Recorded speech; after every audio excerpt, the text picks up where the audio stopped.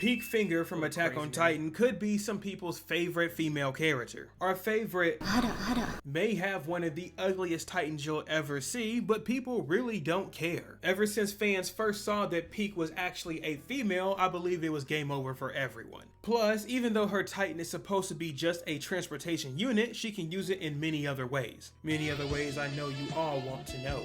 But the good news is a lot of people got to see Pieck finish off the series while being alive and single. So maybe Annie has to take a backseat because we have Pieck instead. Let me know what you think of Pieck in the comments down below.